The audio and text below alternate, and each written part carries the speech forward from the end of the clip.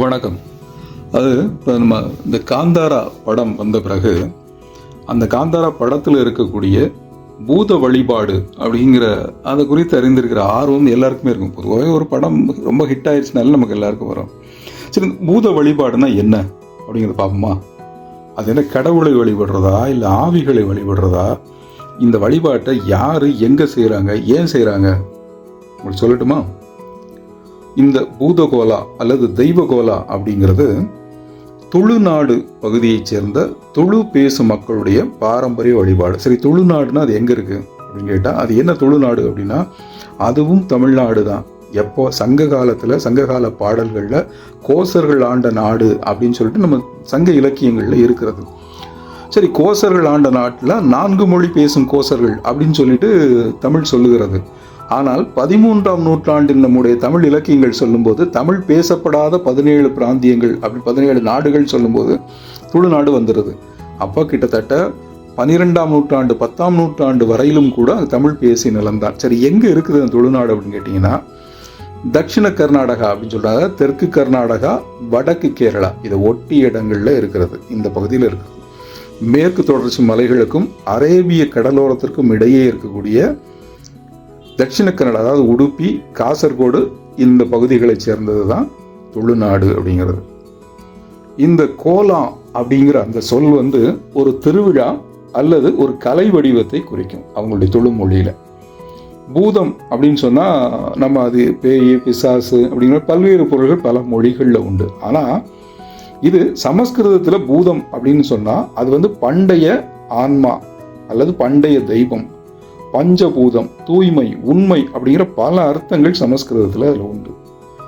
இப்போ உங்களுக்கு புரிஞ்சிருக்கும், பூதகோலா அப்படின்னா அது சமஸ்கிருதம் கலந்தது அப்படின்னு. பூத வழிபாடு அப்படிங்கிற இந்த ஒன்று என்ன எப்படி பிரிக்கிறாங்கன்னு பார்த்தீங்கன்னா 3 வழியாக பிரிக்கிறாங்க பூத வழிபாடை துளு நாட்டு மக்கள். மூதாதையர் வழிபாடு, இயற்கை சக்திகளை வணங்குதல், தெய்வங்களை வணங்குதல் அப்படின்னு 3 அதை பிரித்து வச்சிருக்கிறாங்க. இந்த வழிபாட்டில் பல வகையான தெய்வங்களும் இருக்கிறது. இதில் எத்தனை 3 வகையாக அந்த தெய்வங்களை பிரித்து வச்சிருக்காங்க. இயற்கை சக்திகள் மற்றும் விலங்கு தெய்வங்கள். உதாரணமாக பஞ்சுருளி, குளிகா, மல்லராயா, ஜுமாதி, இதெல்லாம் இயற்கை சக்திகள் அல்லது விலங்கு தெய்வங்கள். வரலாற்று மற்றும் வீர மனிதர்கள், இவங்களை ஒரு தெய்வமாகவும் விளங்குறாங்க. ஒரு காலத்தில் நம்ம பூமியிலேயே பிறந்து வளர்ந்து இயற்கைக்கு அப்பாற்பட்ட சக்திகளை பெற்றவர்கள். இவங்களை பழங்குடி பாதுகாவலர்கள் அப்படின்னு சொல்கிறாங்க.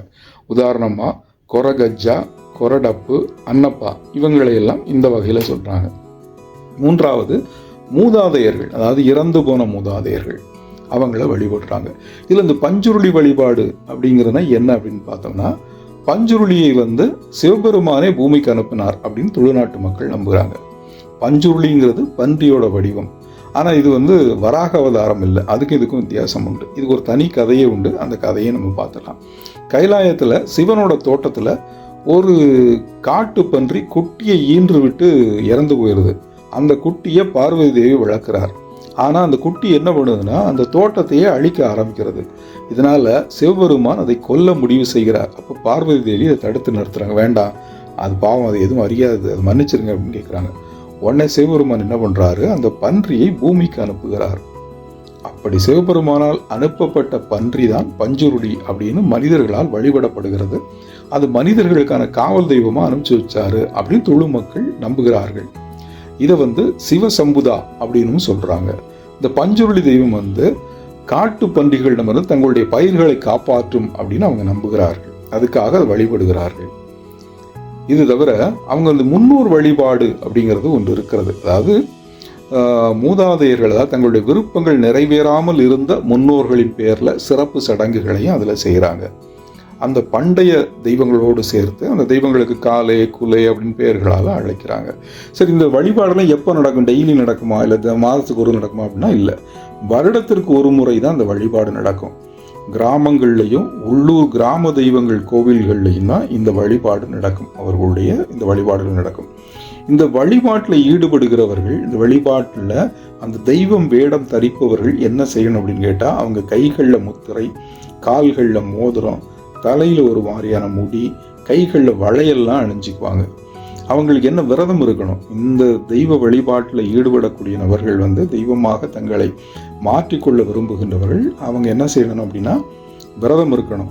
அவங்க அப்படி விரத காலத்தில் சாப்பிடும்போது ஒருவேளை விளக்கு அணைஞ்சிட்டா அன்றைக்கு சாப்பிட மாட்டாங்க, சாப்பாடை நிறுத்திடுவாங்க. மறுநாள் விரதத்தை தொடர்ந்து பூஜை செய்த வரைக்கும் அவங்க சாப்பாடை எடுத்துக்க மாட்டாங்க. இப்படி ஒரு கடுமையான நோன்பெல்லாம் அதில் உண்டு. நோய்வாய்ப்பட்டவர்களை தொட மாட்டாங்க. அந்த விரதம் இருக்கிறவங்க பசு பன்றி இறைச்சியை சாப்பிட மாட்டாங்க. இவ்வளவு கடுமையான விரதத்தில் இருக்கணும், விரதம் அனுசரிக்கணும். அந்த தெய்வம் வேடம் அணிகிறதுக்கு முன்னாடி அந்த வேடத்தை அணிய வேண்டியவர் அந்த பகுதியில் இருக்கக்கூடிய கோயிலுக்கு போவார். துளு மொழியில் எந்த தெய்வ வேடம் அணிய போகிறாரோ அந்த தெய்வத்துடைய வரலாறு அல்லது கதையை பாடுவார். அந்த பாடல் பத்தனா அப்படின்னு சொல்லுவாங்க. அந்த பாடலை பாடுவார். சில நேரங்களில் அந்த வேடம் அணிகின்றவர்களே பாடுவாங்க. பாடிக்கிட்டு அவங்களே ஒரு சின்ன மேளம் இசைச்சுக்கிட்டே பாடுவாங்க. இல்லைன்னா யாராவது மேளம் இசைக்க இவங்க பாடுவாங்க. பாடி வேண்டிய பிறகுதான் தெய்வ வடிவத்தை அவங்க அணிய தொடங்குவாங்க. அந்த தெய்வ வடிவத்திற்கு ஏற்ற முகக்கவசம் அல்லது அலங்காரத்தை அணிஞ்சிக்குவாங்க. உதாரணமாக ராகேதேஸ்வரி அப்படிங்கிற ஒரு தெய்வம் உண்டு. அந்த தெய்வம் பெண் தெய்வம். அந்த தெய்வத்து வேடத்தை அணிகிறவர்கள் ஆணாக இருந்தால் அவங்க புடவை அணிந்து பெண் வேடம் போட்டுக்குவாங்க. அந்த வேடத்துக்கு தேவையான வண்ணங்கள், முகத்தில் வண்ணம் பூசுவாங்க. இந்த வண்ணத்தையும் அவர்களே தயாரித்து கொள்வார்கள். சில நேரங்களில் அந்த தெய்வத்திற்கு தேவையான ஆபரணங்களையும் அணிஞ்சிக்குவாங்க. வழக்கமாக எப்படி இருந்தால் சிவப்பு நிற ஆடை அணிவாங்க. முகங்களில் மஞ்சள் வண்ணம் தீட்டுவாங்க.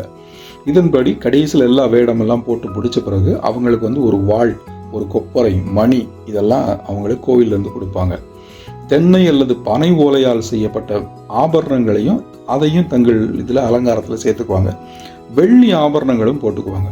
போக்கா மரம் அப்படின்னு ஒரு மரத்துலேருந்து வரக்கூடிய பூக்கள் இதுகள் எல்லாத்தையும் அணிஞ்சிக்குவாங்க. மாலையை அணிஞ்சிக்குவாங்க. அவங்களுடைய முழு அலங்காரமும் முடிந்த பிறகு அவங்களுக்கு சலங்கை கொடுப்பாங்க. அந்த சலங்கையை கையில் கொடுத்தாங்க. சலங்கையை வாங்கி அவங்களே அவங்க காலில் கட்டிக்குவாங்க.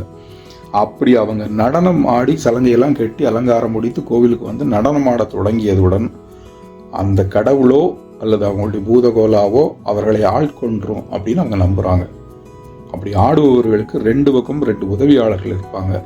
நடனம் தீவிரமாக நடக்கும். ஒருத்தர் தீவிரமாக நடனம் ஆட தொடங்கும் போது அவர் சத்தமாக ஒலி எழுப்ப ஆரம்பிப்பார், ஆவேசமாக பேச ஆரம்பிப்பார். இந்த நடனம் பல மணி நேரம் நடக்கும். இந்த நிகழ்வு, இந்த பூதகோலா நிகழ்வின் போது கிராம மக்கள், கிராமங்கள் எல்லாம் ஒன்று கூடி நிற்பாங்க. அவங்க கிட்ட இந்த தெய்வம் பேச தொடங்கும்.